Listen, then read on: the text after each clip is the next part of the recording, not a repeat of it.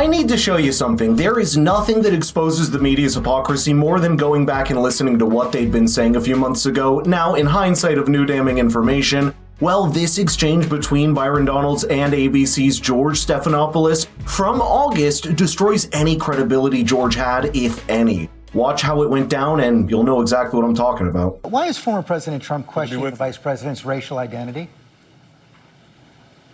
Well, first, George, in Chicago, he was responding to a question from, I believe, Rachel Scott. Like, this is really a phony controversy. I don't really care. Most people don't. But if we're going to be accurate, when Kamala Harris went into the United States Senate, it was AP that said she was the first Indian-American United States Senator. It was actually played up a lot when she came into the Senate. Now she's running nationally. Obviously, the campaign has shifted. They're talking much more about her father's heritage and her black identity. It doesn't really matter. The president mentioned it. What he also talks about far more frequently is the fact that Kamala Harris is the person who created this massive inflation, which is destroying black families, white families, Hispanic families. It's her failure as border czar that has left our southern border wide open, more than 10 million illegal immigrants coming into our country, record fentanyl coming into our country, which has killed more Americans than at any other point in the history of our country with respect specifically to and the fact that she and Joe Biden have unleashed one of the worst foreign policies in the history of our country that has us on the verge of World War III. That is Kamala Harris's record.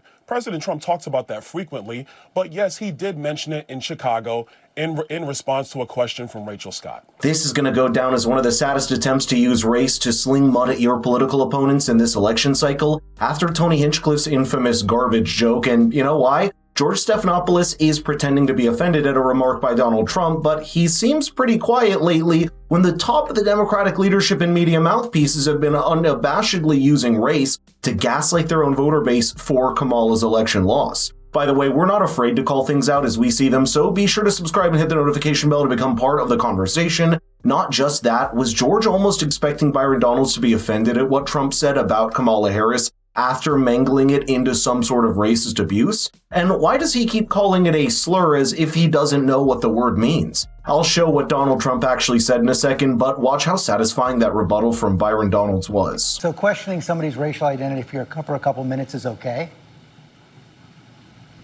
George, I'm going to tell you again, he brought it up. AP is the one that wrote the headline when she first came in to the United States Senate. Didn't talk about her being black, talked about her being the first Indian American senator. AP brought that up. I mean, George, we could have this conversation for the entire segment, but none of this matters to the American people. What matters to the American people is, are we going to have the same policies of the Biden-Harris administration that has been destructive of the American people, or are we going to have the policies of the Trump administration, which put America first, had low inflation, prosperous Americans, no matter your race, no matter your color, no matter your creed, and a foreign policy that kept America safe? Those are the facts that truly matter, because this issue is going to come and go. The lives of the American people is what's going to remain, and that's what matters more than anything else. If it doesn't matter, I don't understand why you keep on repeating it, why the president keeps on repeating it, why those introducing the president yesterday George, keep on actually, repeating I'm it. not the one who keeps repeating it. George, you're the one that's bringing it up now. That's you. You've done it, I understand why sir. you've done it.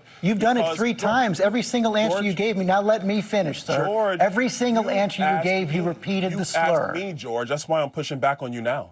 George, you asked me the question 3 times. I responded, but and every single time you repeat the slur. That is exactly my point.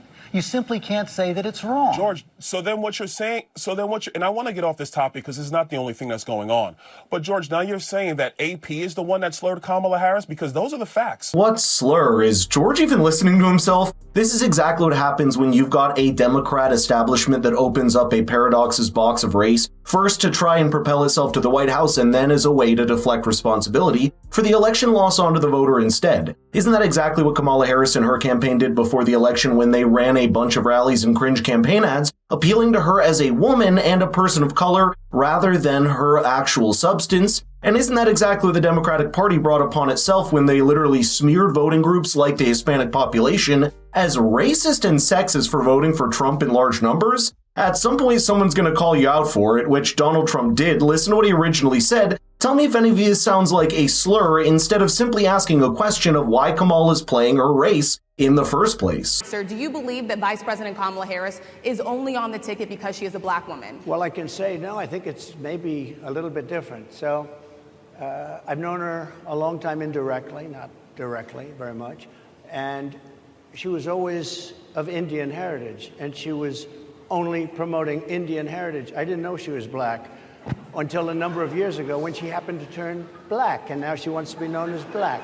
So I don't know, is she Indian or is she black? She has always identified as a black woman. She went to a historically black college. I respect either one, but she obviously doesn't, because she was Indian all the way, and then all of a sudden she made a turn and she became a black person. Just to be clear. And this isn't the first time that Donald Trump has posed this question, because just a couple months ago prior to this, he reposted a comparison of AP News' two different headlines as it regards Kamala Harris, referring to her as Indian American or African American. Now, you can quibble about why they did that, but to say that Donald Trump is using a racial slur against Kamala Harris is a huge stretch to say. Remember the amount of trolling that Kamala received in the last few months of the campaign when she was seemingly switching accents depending on the demographic of the crowd that she was speaking to? Another thing Hillary Clinton did, by the way. The truth is, when you play on race and identity in politics, you're resurrecting racism and sexism in a different direction by giving your opponents the chance to run with it. That's what the Democrat Party did after Kamala Harris took the mantle of the party, and America rejected it wholesale. All that's left is people like George Stephanopoulos to mangle and twist sound bites as to bid to get some controversy and reaction, but Byron Donalds was well too smart to give it to him. Not just that, the past month with electoral defeat and the Democrat reaction to it has forced him to eat his own words, not just on the race hustling, but also specific policies like the presidential pardons. And for George, he's got no logical place to hide given Joe Biden's unprecedented clean chit to his sons earlier this month.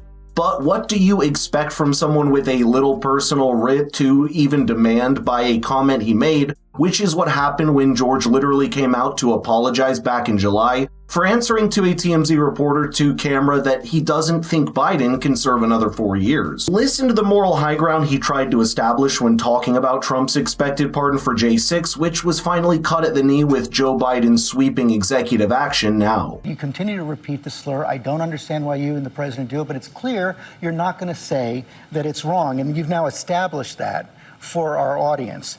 Trump also said at the convention that he would pardon January 6 rioters. Everybody look for themselves. Let's move on. I've already said that. Go ahead. Internet, everybody. Let's move on. There we go. So, go on and repeat the slurs again.